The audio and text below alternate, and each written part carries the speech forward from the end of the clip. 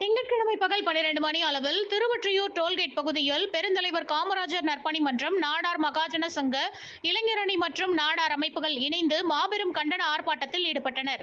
Chennai Thiruvottiyur tollgate பகுதியில் திருவொற்றியூரில் பெருந்தலைவர் காமராஜர் நற்பணி மன்றம், நாடார் மகாஜன சங்க, இளைஞரணி மற்றும் நாடார் அமைப்புகள் இணைந்து பெருந்தலைவர் காமராஜர் புகழுக்கு களங்கம் ஏற்படுத்தும் வகையில் பேசிய திமுக மூத்த தலைவர்களில் ஒருவரும் பாராளுமன்ற உறுப்பினருமான திருச்சி சிவாவை கண்டித்து அவருடைய கருத்துக்கு மன்னிப்பு கேட்கின்ற வரையில் அவருடைய பொறுப்பை திமுக தலைவர் திரும்ப பெற கோரி நாடார் சங்கத்தினர் 500க்கும் மேற்பட்டோர் கண்டன ஆர்ப்பாட்டத்தில் ஈடுபட்டனர்.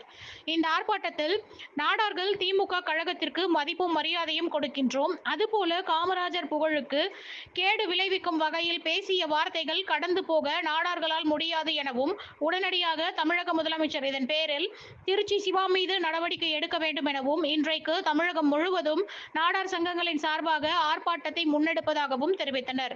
அதன் பின் பெரும் ஆர்ப்பாட்டம் நடைபெறும் என அவர்கள் தெரிவித்தனர். நாடார் சங்க நிர்வாகிகள் இது குறித்து கூறும்போது, உடனடியாக நடவடிக்கை எடுக்கவில்லை என்றால் தேர்தலில் இதன் தாக்கம் இருக்கும் என்று தெரிவித்தனர். இது தொடர்பாக பேட்டியளித்த காமாட்சி, சிவா மன்னிப்பு கேட்க வேண்டும் என்று கேட்டுக்கொண்டார். மேலும் நாடார் சங்க நிர்வாகி மாரிமுத்து இது குறித்து கூறும்போது, தமிழக முதலமைச்சர் மு.க.ஸ்டாலின் மற்றும் தமிழக காங்கிரஸ் தலைவர் செல்வ பெருந்தகை போன்றோர் இதனை கடந்து செல்ல தெரிவிக்கின்றனர். நாங்கள் உயிராக நேசிக்கும் காமராஜரை இழிவாக பேசிய சிவாவை தகுதி நீக்கம் செய்ய வேண்டும் எனவும், இதற்கு முன்பு பெண்களை தவறாக பேசிய பொன்முடி மன்னிப்பு கேட்டு அவர் மீது நடவடிக்கை எடுக்கப்பட்டது போல் இவர் மீதும் நடவடிக்கை எடுக்க வேண்டும் எனவும், அல்லது தமிழகம் முழுவதும் உள்ள 3000 நாடார் சங்கங்களை கூட்டி மாபெரும் ஆர்ப்பாட்டம் நடைபெறும் எனவும், இதன் தாக்கம் வருகின்ற 2026 தேர்தலில் அனைத்து நாடார் சங்கங்களும் ஒன்றிணைந்து தேர்தலில் தங்களுடைய வலிமையை காட்டுவோம் எனவும் தெரிவித்தனர்.